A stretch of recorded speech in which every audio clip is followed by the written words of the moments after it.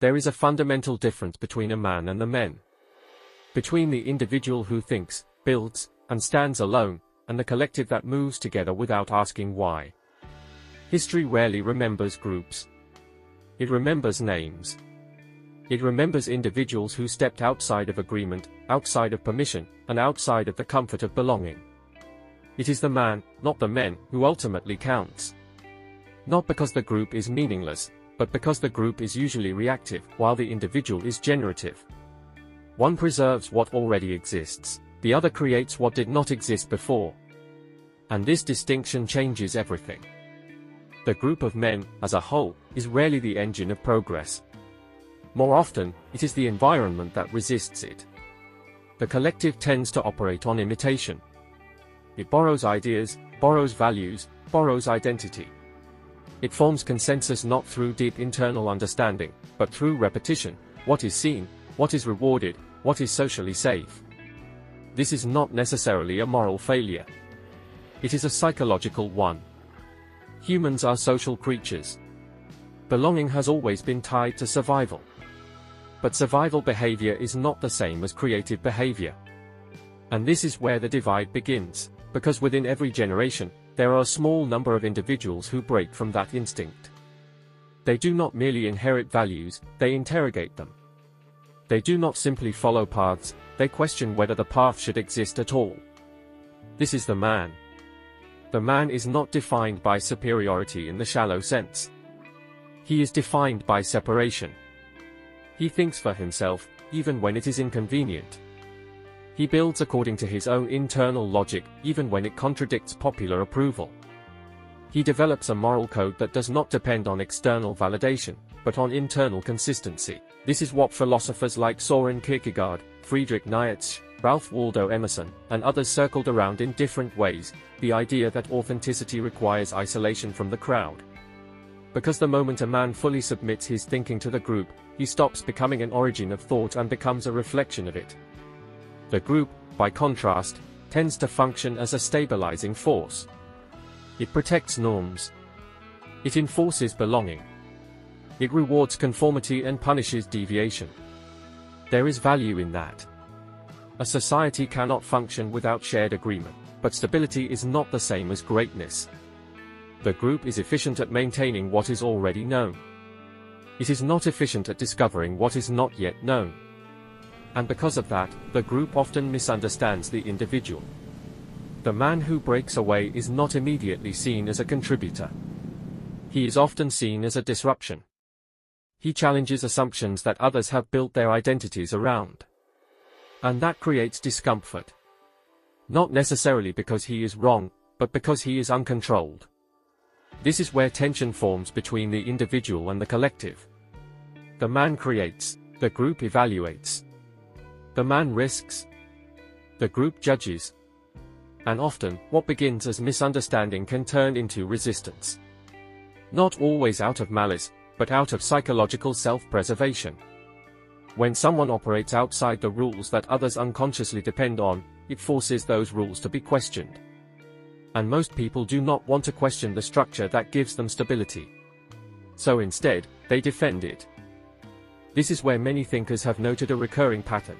When an individual rises beyond the expectations of the group does not always respond with support. Sometimes it responds with dismissal. Sometimes with criticism. Sometimes with attempts to reduce or discredit the individual's significance. Not because the group is inherently evil, but because the presence of a highly independent individual creates a mirror. And that mirror can be uncomfortable. It reflects what is possible outside of conformity. But there is a deeper layer here that is often missed. The most powerful individuals in history were not simply different from the group, they were often initially in conflict with it. Their ideas did not fit neatly into existing categories. Their behavior did not align with accepted norms. Their vision was not immediately understood. And because of that, they were often isolated in the beginning.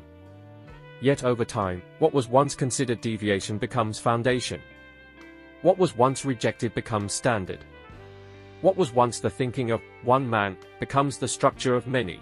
This reveals something important about the relationship between the man and the men. The group often defines the present.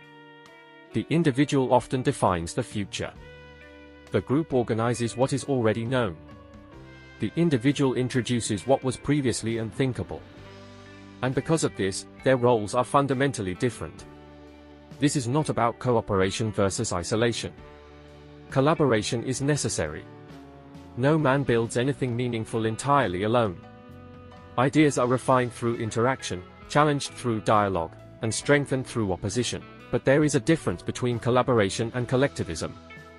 Collaboration is voluntary exchange between individuals who remain responsible for their own thinking.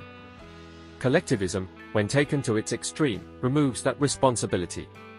It dissolves the individual into the group. And once that happens, something dangerous begins to form. Blind loyalty replaces independent judgment. In that state, people no longer ask, "Is this true?" or "Is this right?" They ask instead, "Does this align with what we are supposed to believe?" And when that shift happens, accountability weakens, because responsibility is no longer personal, it is distributed, diluted, and eventually avoided altogether. The group becomes the source of justification, not the individual conscience. And a system where no one is fully responsible for their beliefs or actions does not become stronger, it becomes fragile, even when it appears unified.